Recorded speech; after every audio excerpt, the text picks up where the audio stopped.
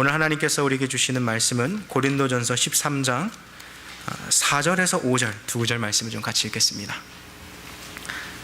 신약성경 279페이지 고린도전서 13장 4절에서 5절 말씀, 우리 두 구절 말씀 우리 한 목소리로 같이 합독하시겠습니다.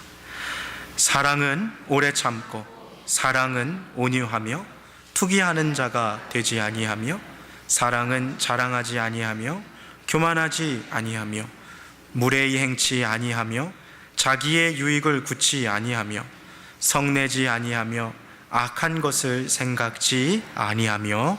아멘. 사랑의 주 하나님 아버지,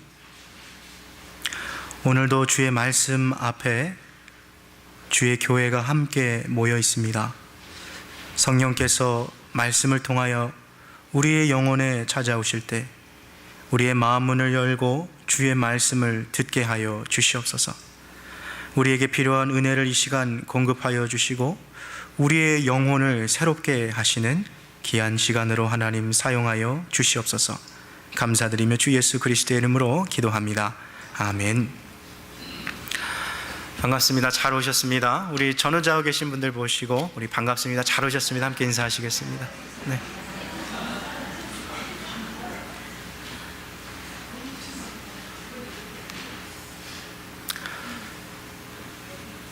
지난 2015년 1월에 서울시 동작구에 있는 한 아파트에 살고 있는 입주자 A씨가 자기 집 앞에 이렇게 차를 주차하려고 가보니까 자기 주차 자리에 어떤 다른 사람이 이렇게 자리를 이렇게 주차를 해 놓은 것이죠. 지금 당장 이 주차해야 되는데 다른 사람이 내 자리에다 주차한 바람에 지금 속수무책인 것이죠. 한국에는 자동차 그 유리창 앞에 이렇게 전화번호가 적혀 있지 않습니까? 그래서 그 핸드폰에 전화를 걸어서 그 주인한테 좀 차 좀 빼달라고 좀 전화를 하는 거예요. 여러 차례 전화를 걸었는데도 상대편이 받질 않습니다. 당장 지금 차를 대놓고 해야 될 일도 있고 불법 주차이기 때문에 하는 수 없어서 이 남성이 이 시설관리공단에 전화를 해서 이 불법 주차된 차를 견인시켰습니다. 근데 문제는 그 다음에 발생하게 된 거예요. 이 차의 주인은 바로 주변 교회에서 예배를 드리고 있던 그 교회 김아무개 집사의 차였던 것이에요. 예배가 끝나고 나서 자기 차를 찾으러 보니까 벌써 차가 견인되고 없어진 거예요. 이게 웬일인가 하고 자기 핸드폰을 봤더니 이 부재중 통화가 몇 통화 와 있는 거죠. 그래서 그 번호로 전화를 걸었습니다. 전화를 걸고 그 상대방이 받자마자 이 김아무개 집사님이 다짜고짜 욕부터 하는 거예요. 당신 조심하라고, 당신 차 내가 해코지 할 것처럼 막 이렇게 협박성 전화를 했던 것이죠. 문제가 여기서 끝나지 않습니다. 다음 날 그 교회 장로님이 또 전화를 했어요. 그리고 나서 조심하라고 협박성의 이 전화를 또 이 사람한테 한 것이죠. 이 아파트 입주자 A씨가 너무나도 황당한 거예요. 아니, 자기가 주차해야 하는 공간에 불법으로 주차를 해서 견인을 했는데 지금 상대방이 나에게 화를 내고 내가 욕을 먹고 오히려 나에게 이런 협박성 전화를 하니까 너무 억울한 거죠. 그래서 이분이 너무 답답한 마음에 인터넷 한 커뮤니티 게시판에 이 사연을 올렸습니다. 불과 2일 만에 그 글 조회수가 15만 건이 넘어갔어요. 여러분, 요즘 인터넷 그 하는 사람들 얼마나 무섭습니까? 그 교회가 어떤 교회인지 알아내서요, 그 교회를 마구 욕하는 거예요. 또 그 집사가 누구냐, 그 교회 장로가 누구냐, 교회 홈페이지 들어가서 장로들 다 누군지 보고 교회 욕하고 뭐 이 한국 교회를 욕하는 댓글이 막 수백 개가 그 안에 걸린 거예요. 여러분, 세상에서 모범이 돼야 하는 교회가 어느 순간부터 이 세상에서 욕을 먹고 있는 참 안타까운 세상에서 우리가 살아가고 있지 않습니까? 기독교 인구가 한국에서는 이미 정체가 되었고 하향세를 향해 가고 있다라고 말합니다. 왜 사람들이 교회 안 올까요? 왜 자꾸 이렇게 청년들이 교회 오는 거 싫어할까요? 한국 교회에서 너무 중대한 문제다 보니까 설문조사를 했어요. 왜 교회 안 오세요? 왜 교회 안 나옵니까? 설문조사 1위가 무엇이었을까요? 교회 비리가 너무 많다는 거예요. 성직자들이 자꾸 돈 문제 때문에 문제를 일으키고 여자 문제 때문에 자꾸 이런 성적인 문제 일으키니까 교회 못 가겠다는 거예요.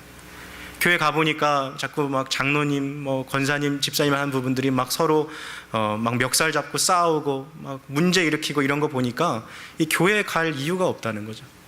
거기다가 지금 자기가 직장을 다니고 있는데 자기 직장에 이 교회 다닌다고 하는 그리스도인들을 보니까 자기들과 다를 바가 없다는 거예요.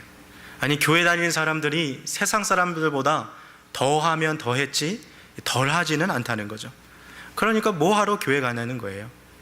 세상 사람들이 볼 때는 교회 다니는 사람들이나 우리들이나 뭐 별반 다를 게 없는데 오히려 더 거칠게 행동하고 막 욕도 잘하고 안 믿는 사람들이 볼 때 예수 믿을 이유가 없다는 것이죠.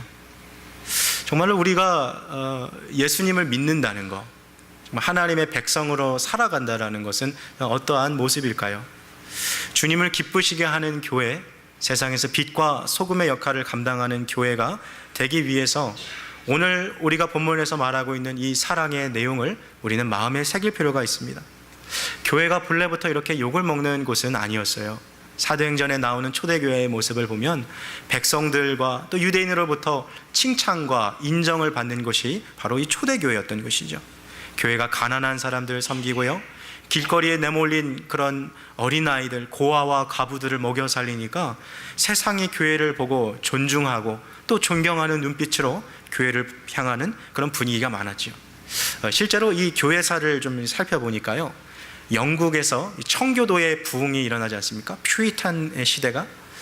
그때 그 당시에는요, 교회에서 집사라고 하는 것은 어느 정도였냐면 근면과 성실의 대명사라는 거예요.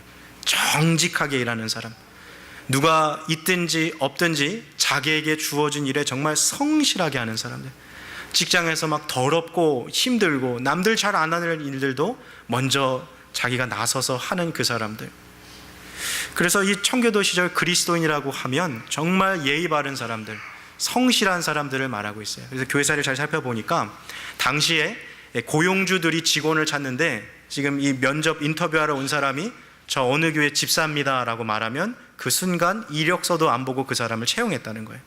그만큼 교회의 집사라는 것이 그 당시에는 성실하고 믿을 수 있는 그런 예의범절이 있는 사람이라는 그런 시대였다는 것이죠. 여러분, 근데 오늘날 살고 있는 우리의 시대는 어때요? 우리가 막 고용주 입장에서 누군가 왔는데 저 교회 집사입니다 하면 이력서 안 보고 그 사람 여러분 뽑으시겠어요? 아니에요. 요즘에는 막 그 교회 다니는 사람들도 직장 가서 근무 시간에 딴짓하고 자기가 해야 하는 일 남에게 넘기는 사람도 얼마나 많아요. 지각하는 사람도 많고 뭐 남들보다 오히려 더 일찍 퇴근하고 일 문제 안 될 정도만 이렇게 대충 하고 회사에서 막 윗사람 욕하고 아랫사람 막 괴롭히고 회식 때 남몰래 막 좀 이렇게 자기 술수 챙기고. 교회 안 다니는 사람이 이렇게 한 발짝 멀리서 보니까 그리스도인들이 막 셈이 너무 빠른 거예요. 막 너무 이기적이고 막 너무 얄밉고, 근데 교회는 다니고. 그러니까 교회 다닐 이유가 없다는 것이죠. 여러분, 물론 모든 그리스도인들이 다 그런 것은 아닙니다. 그리스도인 가운데 성실하고 정말 우리가 본받아야 하고 또 정말 그렇게 예수님처럼 살아가는 분들도 많이 계세요. 그러나 이 몇몇의 이 그리스도인들이 문제를 일으켜서 교회 전체가 욕을 먹는 이 안타까운 상황이 된 거죠. 그래서 전도도 멈춰버리고 교회의 성장도 어느 순간부터 이렇게 식어가는 참 이런 안타까운 시대를 우리가 살아가고 있습니다. 자, 그렇다면 이러한 문제와 상황에 있어서 우리는 어떠한 그리스도인이 되어야 할까요? 오늘 이 질문에 대한 해답을 이 본문 말씀을 통해서 우리가 함께 찾아보려 하는 것입니다. 오늘 본문은 사랑에 대하여 말하면서 사랑은 무례히 행치 아니하는 것이라고 말하고 있습니다. 이 말은 다른 사람에게 책망받을 행동을 하지 않는 것이라고 우리가 해석할 수 있어요. 즉 서로에 대해서 기본적인 예의를 갖추어서 행동하는 것이 바로 사랑입니다. 그러나 오늘날 우리 그리스도인들 가운데서도 다른 사람들에 대하여서 이렇게 무례하게 행동하는 때가 여러분 얼마나 많습니까? 대표적인 경우가 바로 우리의 언어 생활에서 드러날 때가 많아요. 상대방에 대한 어떠한 배려 없이 그 사람이 듣는 어떤 기분이나 그 사람 마음 같은 거 생각하지 않고 그냥 떠오르는 자신의 생각들을 아무런 여과 없이 그냥 하고 자기 마음속에 있는 속 얘기들을 그냥 하고 싶은 대로 막 하는 것들이 얼마나 많은지 몰라요. 듣는 사람 입장에서는 막 가슴에 대못을 박는 막 이야기, 뭐 밤에 그 얘기 때문에 막 치가 떨리고 막 눈물이 흐르는데 그런 거 대수롭지 않게 생각하고 막 이야기하는 거죠. 그런 분들 이렇게 찾아가서 막 얘기 나눠보면 오히려 막 적반하장식이 많아요. 아, 목사님 본래 이런 사람인데 이제 기질이 성질 이런데 어떡해요? 사람이 어떻게 하고 싶은 말 다 참고 살아요? 해야죠. 제 입 가지고 제가 말하는데 누가 뭐라고 해요? 이런 식으로 막 나오는 거예요. 여러분, 그러나 정말 그것이 하나님께서 우리에게 요구하시는 그리스도인의 모습인지 한번 진지하게 상고해 볼 필요가 있는 거예요. 성경 어디에서 우리의 기질과 우리의 성품이 우리가 살아가는 어떤 기준이 된다라고 말했습니까? 성경에 기록된 모습들을 보십시오. 그 사람의 기질과 그 사람의 성질과 성품을 뛰어넘어 예수처럼 되고 예수처럼 살아가는 그리스도를 향하여서 하나님 참 제자라고 말하고 계신 거예요. 우리가 가진 기질과 우리의 성질도 결코 하나님 앞에서 변명이 될 수 없다는 것이죠. 자, 그렇다면 하나님의 말씀인 이 성경이 우리 그리스도인의 언어 생활에 대해서 무엇이라 말하고 있습니까? 베드로전서 4장 11절에 이렇게 말하고 있어요. 만일 누구든지 말하려거든 하나님의 말씀을 하는 것 같이 하라. 다시 말하면 내가 지금 말하는 것이 과연 하나님의 뜻과 부합하는가? 내가 이렇게 말하는 것이 정말 하나님 원하시는 말일까? 내가 지금 이 말을 하는 것이 상대방에게 어떠한 결과를 가져주며 저 사람의 이것이 정말 유익하며 교회의 덕을 세우는 것인가를 고민하고 사려 있게 그것을 이야기하라는 것입니다. 여러분, 우리 가운데 어떤 사람이 정말 참 예수님의 제자인지 그것을 판단하는 기준은 정말 여러 가지일 수 있어요. 누가 말씀을 더 정기적으로 읽습니까? 누가 기도를 열심히 하는가? 그런 지표들을 가지고서 우리가 이야기한다면 그럴 수도 있겠죠. 그러나 성경에서는요, 이 언어 생활, 어떠한 말을 하느냐가 바로 그 사람의 영성에 너무나도 귀한 요소라는 것을 성경 곳곳에서 이야기하고 있어요. 언어 생활은 단순히 도덕적인 차원의 문제가 아니라 영적인 차원의 문제라는 것을 성경을 우리에게 말해주고 있는 거예요. 여러분, 교회에서 봉사 많이 해요. 구제도 많이 합니다. 막 늦게까지 남아서 남들 없을 때도 열심히 헌신합니다. 그런데 자꾸 교회에 오면 다른 사람 흉보고 그 자리에 없는 사람 자꾸 험담하고 비방하고 목사님 욕하고 장로님 욕하고 관사님 집사님 뒤에서 막 안 좋은 얘기하고 하는 거는 뭐예요? 결국 교회 막 허물고 있는 거죠. 아무리 교회에 와서 봉사 열심히 하고 헌신해도 그 사람의 언어 생활이 그 사람의 영적인 수준을 말해주고 있는 것이에요. 여러분, 예수님의 참 제자가 되기 위해서는 우리가 정말 주님처럼 흠없는 이 언어를 하기 위한 훈련과 노력이 필요한 거예요. 내가 지금 이렇게 말하는 거 정말 이거 하나님 원하는 것일까? 내가 정말 이렇게 이 사람하고 대화하는 것이 주의 뜻에 부합한가? 만약 예수님이 지금 내 상황에 놓여 계셨다면 내가 지금 이 하는 말을 주님이 하셨을까? 이런 고민들을 통해서 하는 거죠. 여러분, 정말 예수님의 제자는 상대방에게 무례하게 행동하지 않아요. 오늘 본문은 사랑은 무례히 행치 아니하는 것이라고 우리에게 가르쳐주고 있는 것이죠.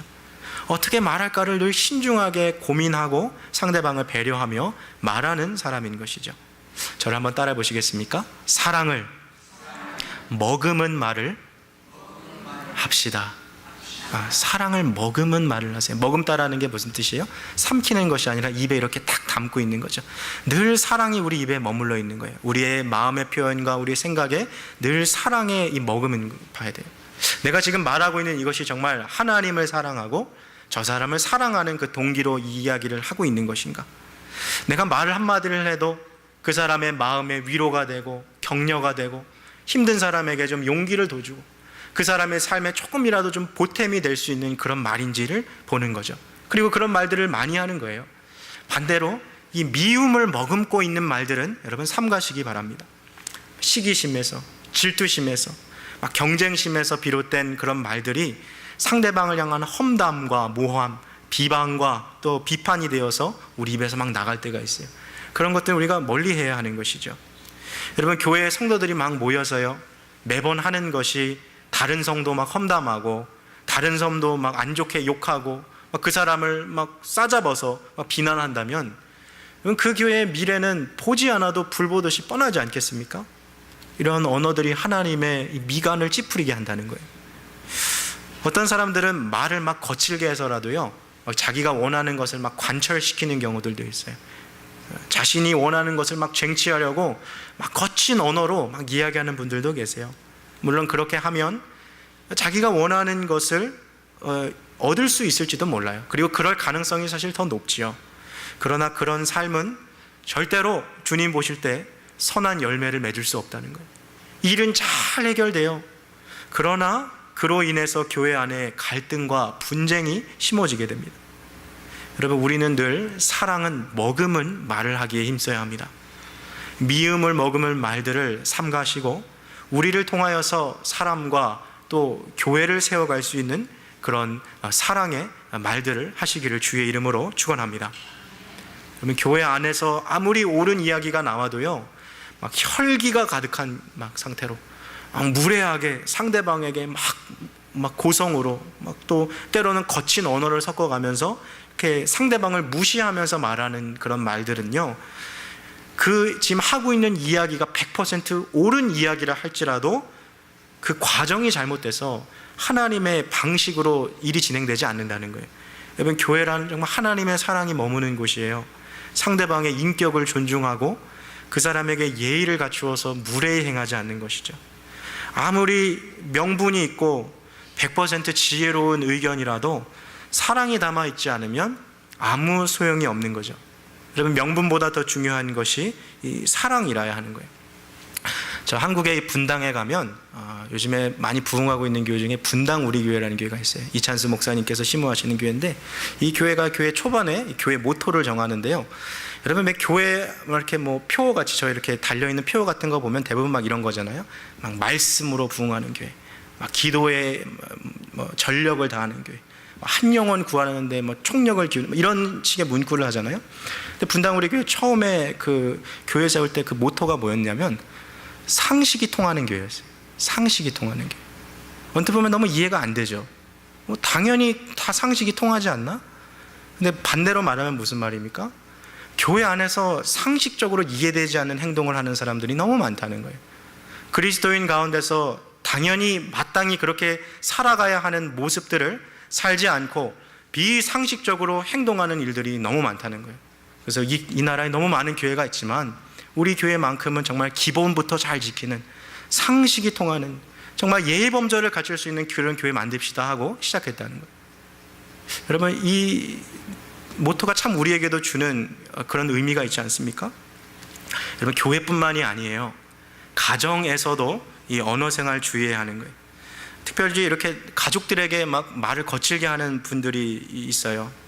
막 이 배우자 사이에서도 막 이렇게 상처 주는 말들 하시는 분 있어요. 막 어떤 아내분이 막 남편에게 말하는 거예요. 당신 만나서 나 인생 망쳤다고 막. 내가 그동안 당신이 나한테 해준 게 뭐가 있냐고. 돈도 많이 못 벌으면서 뭐 어디 큰 소리 치냐고 막 남편한테 막 그렇게 얘기하고. 남편이 집니까? 안 지죠. 막 더 크게 하는 거. 집구석에 놀면서 뭐 하냐고 막. 애들 교육도 못 시켰냐고 막. 여러분, 당사자 아니어도 막 우리가 듣기만 해도 막 짜증나지 않습니까? 막 뭐 저런 얘기 하나? 여러분, 가까운 사이일수록 말하는 거 정말 조심해야 돼요. 가까운 거. 여러분, 아무리 우리가 교회 와서요, 뭐 저한테나 뭐 장로님들한테나 권사님한테 다른 집사람한테 다 잘할 수 있어요. 막 얼마든지 막 거룩하게 저분 천사다 막 이렇게 좋은 평가 받을 수 있어요. 그러나 하나님이 정말 평가하시는 것은 우리가 우리 가족에게 어떻게 대하는가를 주님 보시는 거예요. 그리고 그것이 정말 그 사람의 영성의 수준인 거예요. 가까운 사람에게 정말 잘못하는 것은요, 아직도 미성숙한 우리의 수준을 보여주는 거예요. 상대편의 가슴을 막 후벼 파면서 평생 남을 막 상처되는 그 말들을 막 찌르는 것이 그게 우리의 수준이라니까요. 여러분, 이 마음에 일어나고 화가 날 수 있어요. 어떻게 뭐 살아가다가 안 싸우고 살아가겠습니까? 뭐 살다 보면 서로 마음이 안 맞아서 싸울 수도 있겠죠. 그러나 그런 화나는 상태가 이른다 할지라도 서로에게 상처가 되는 말들을 해서는 안 되는 거예요. 여러분, 부부 사이에서도 무례히 행치 아니하는 것은 무례히 행치 아니하는 사랑이 필요하다라는 것을 꼭 명심하시기 바랍니다. 여러분, 부부 사이뿐만 아니라 부모와 자녀 사이에도 마찬가지예요. 야, 어떻게 너 같은 애가 태어났냐? 야, 너 어떻게 그거밖에 못하냐? 너 누구 닮아가지고? 막, 감성이 예민한 아이들, 막 감수성 예민한 10대 아이들이 그런 거 들으면 평생 못 잊는 거예요. 여러분, 애들 귀가 얼마나 밝습니까?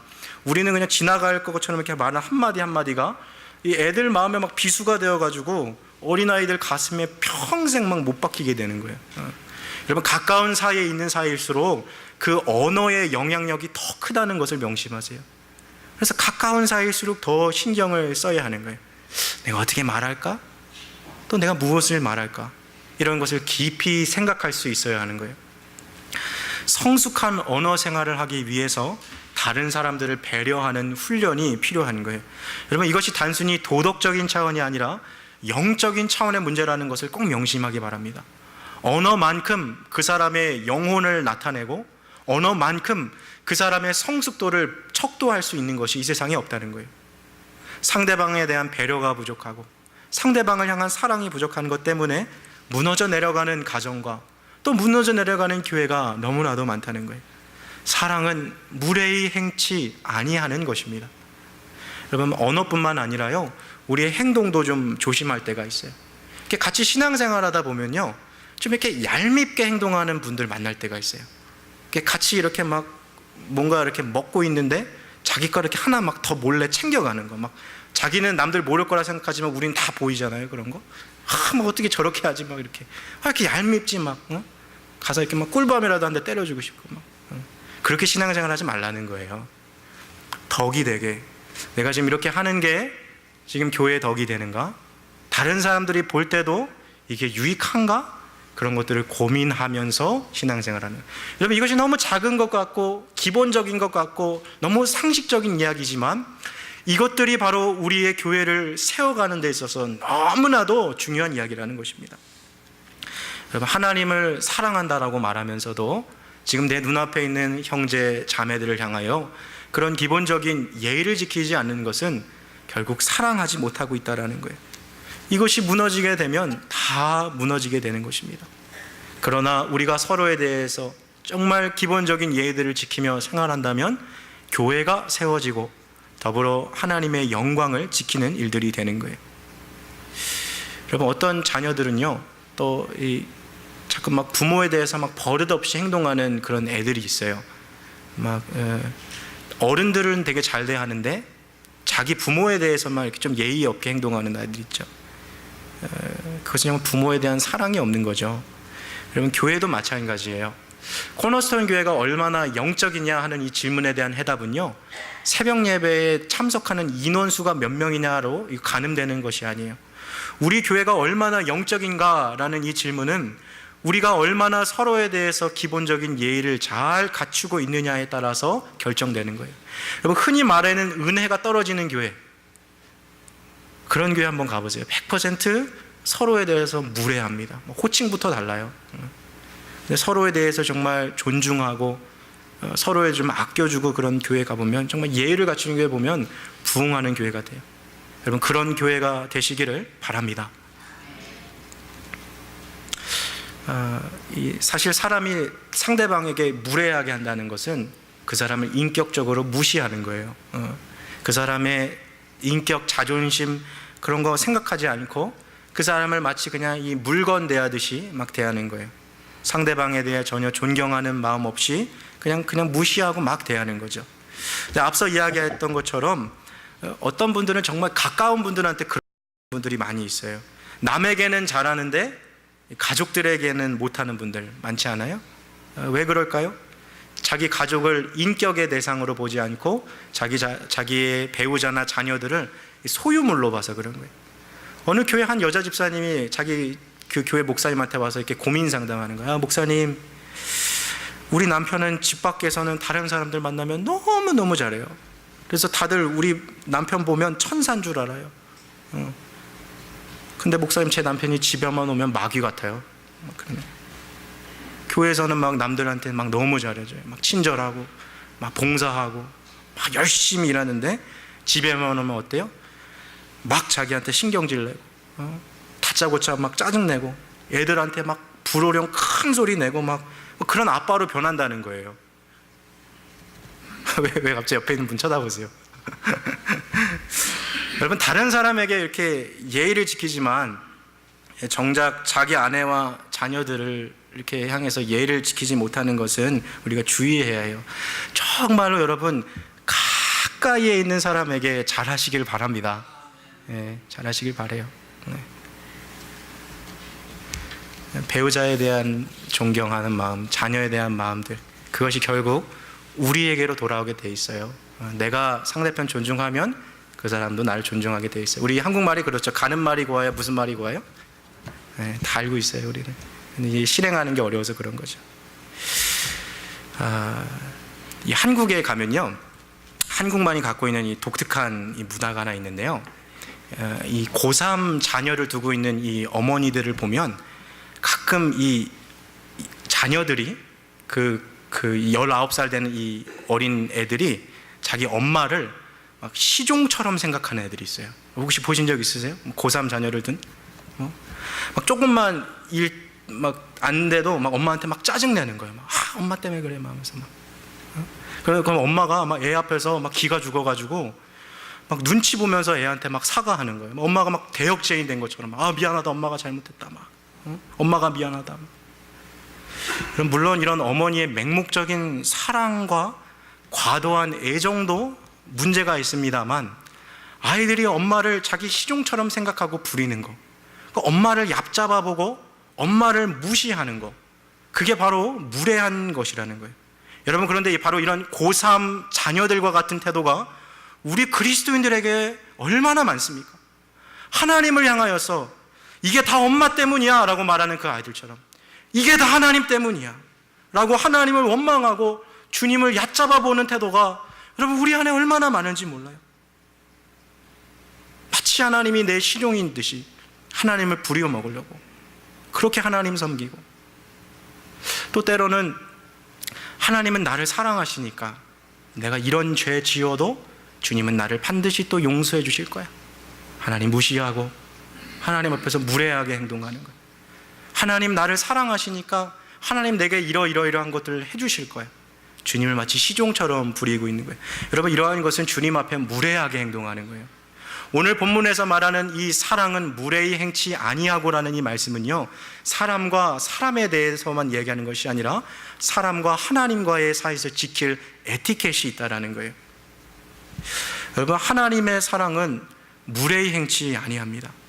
또 하나님을 사랑하는 우리의 마음도 주님 앞에 무례하게 나타나지 않아요. 여러분, 우리가 어떤 회사에 취직했다고 한번 상상해 보세요. 직장 상사 이렇게 매일 아침에 9시에 만나는 걸 약속해 놨는데 맨날 이 직원이 막 10분 늦게 나타나고 막 20분 늦게 나타나고 뭐 그런다면 이 직장 상사가 말은 안 해도 속으로 어떤 생각이 들까요?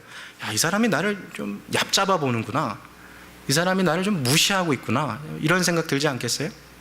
근데 반대로 막 약속 시간 뭐 10분, 20분, 뭐 때로는 30분 전에 이 직원이 막 일찍 나와가지고 직장 상사 불편하지 않을 수 있도록 뭐 자료를 준비해 놓는다거나 뭐 어떤 것들을 탁탁탁 준비해 놔가지고 뭐 심지어 조그맣게 뭐 커피라도 한 잔 내려놓고 딱 준비해 놓고 기다리면 상사가 속으로 어떻게 생각했어요? 이 사람이 나를 리스펙하는구나, 이 사람이 나를 존중해 주는구나 생각하지 않겠습니까? 여러분, 우리 신앙도 마찬가지인 거예요. 여러분, 예배 시간에 하나님 기다리게 하지 마세요. 먼저 오셔서 주님 기다리세요. 예배 시간 10분, 20분 전에 나와서 기도해서 하나님의 임재를 먼저 이 자리에서 준비하십시오. 여러분, 그것이 주님을 향한 우리의 가장 기본적인 예인 거예요. 하나님을 향한 우리의 사랑이 무례히 행하는 사랑이 되어서는 안 되는 것이라는 거예요. 내가 볼 때 좋은 대로, 내 소견대로 하나님을 섬겨서는 안 되는 것이죠. 말씀을 기준으로 주님이 원하시는 방식으로 하나님을 섬겨야 하는 거예요.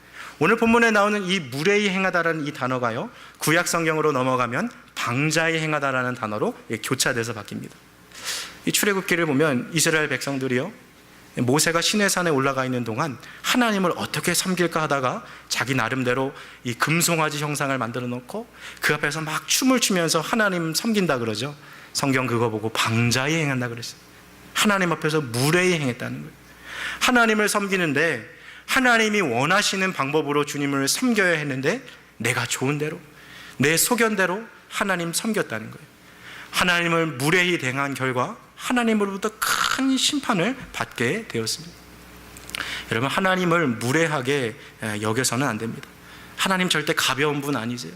하나님 결코 우리 옆집 아저씨나 우리 친구같이 그렇게 대할 수 있는 분 아니에요. 여러분, 어느 순간부터 기독교가 복음을 전할 때요, 하나님은 당신을 사랑하십니다라는 이 사랑의 복음만 전하다 보니까 하나님을 경외해야 되는 그 부분들이 우리 너무나도 약해졌어요. 하나님을 향해서 마치 주머니에 물건 꺼내듯이 기도할 때 하나님 찾고, 없으면 이제 하나님 다시 주머니에 넣어놓고 살아가듯이, 그렇게 주님을 대하는 그런 영성으로는 결코 하나님과 깊은 교제할 수 없는 것입니다. 그것은 주님을 무례히 여기는 것이며 하나님 앞에 방종히 여기는 태도가 된다는 거예요. 하나님이 우리를 사랑하시는 건 맞아요. 그러나 주님을 경외하는 그 마음을 우리가 거두어서는 안 되는 것입니다. 하나님의 사랑을 받으면서도 여전히 주님을 향하여 무례히 행치 않을 수 있도록 주의해야 돼요. 나를 존중히 여기는 자를 내가 존중히 여길 것이다, 주님 말씀하셨습니다. 하나님에 대해서 예의를 지키시기를 바랍니다. 말씀을 맺겠습니다. 여러분, 사랑은 무례하게 행동하지 않습니다. 사랑의 하나님께서도 우리를 얼마나 인격적으로 대해 주시는지 몰라요. 만약 하나님께서 우리를 무시하고 업신 여기셨다면 여러분, 우리 아무도 이 자리에 있을 수 없었을 거예요.